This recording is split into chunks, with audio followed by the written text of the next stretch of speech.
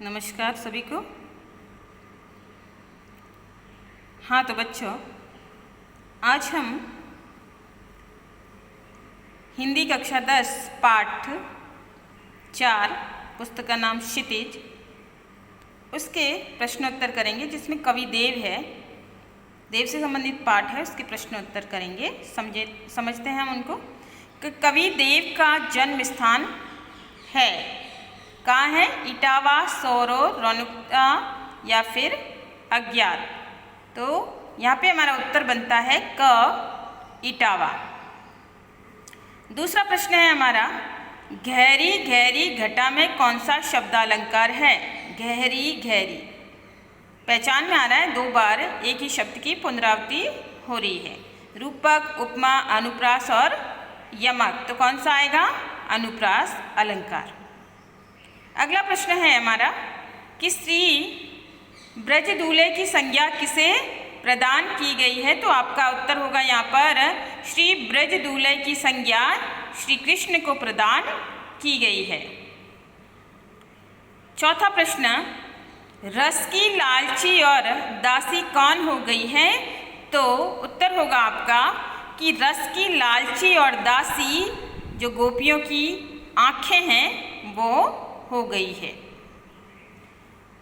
अगला, श्याम ने किसे झूला झूलने के लिए आमंत्रित किया है?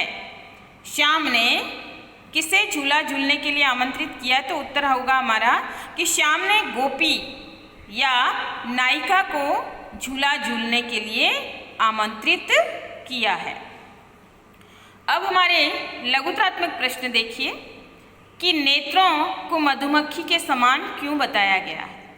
नेत्रों को मधुमक्खी के समान क्यों बताया गया है? कि कारण है कि जो हमारा दूसरा पद है उसके अंदर उसका उत्तर मिलता है कि जो गोपियां हैं वो श्री कृष्ण को देखती है तो श्री कृष्ण का मुख है वो अत्यंत सुंदर है, अत्यंत मोहक है, और ऐसी स्थिति में जो गोपियों की जो आंखें हैं वो श्री कृष्ण के मुख के ऊपर जाकर रुक गई है, ठहर गई है और वहाँ से हटने का नाम नहीं ले रही है। तो ठीक उनकी स्थिति है, उन आँखों की स्थिति उस प्रकार हो गई है जैसे शहद में डूबी हुई मधुमक्खी की हो जाती है, वो अपने पंखों को वहाँ से नहीं निकाल पाती है। तो ऐसी स्थिति में गोपियों की आंखों की दशा भी वैसे ही हो गई है। तो नेत्रों को मधुमक्खी के समान बताया गया है। फिर है 7वां प्रश्न हमारा कि नायिका के भाग क्यों सो गए?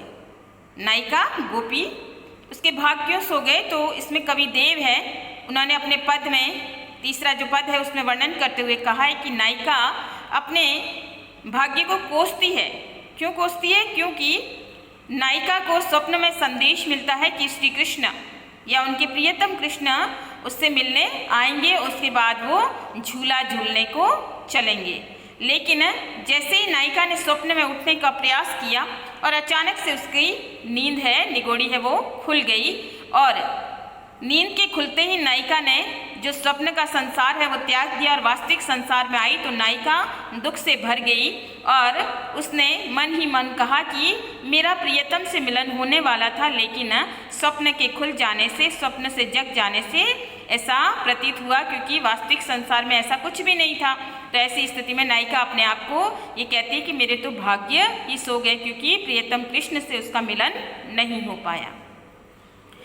8वां प्रश्न है, जय जग मंदिर दीपक सुंदर से कवि का क्या तात्पर्य है? जय जग मंदिर यानी दीपक सुंदर, तो अर्थात जिस प्रकार से मंदिर के अंदर, जग मंदिर यानी विश्व रूपी संसार में श्री कृष्ण, यहाँ पर विश्व रूपी संसार से तात्पर्य है ब्रजभूमि, कि जिस प्रकार से मंदिर के अंदर दीपक जलाने पर या दीपक की ज्योत जगाने पर जो है मंदिर की शोभा है वो दुगनी हो जाती है या शोभा बढ़ जाती है, क्योंकि मंदिर प्रकाशमान हो उठता है। तो ठीक उसी प्रकार से ब्रज प्रदेश के अंदर श्री कृष्ण ने दूल्हे के समान अपना रूप है वो सुंदर बना लिया है, या दूल्हे के समान वो प्रतीत हो रहे हैं। ऐसी स्थिति में वो पूरे ब्रज भूमि की, पूरे ब्रज प्रदेश की शोभा है वो दीपक के समान बढ़ा रहे हैं। तो कवि ने इसी आशय को यहाँ पर स्पष्ट किया।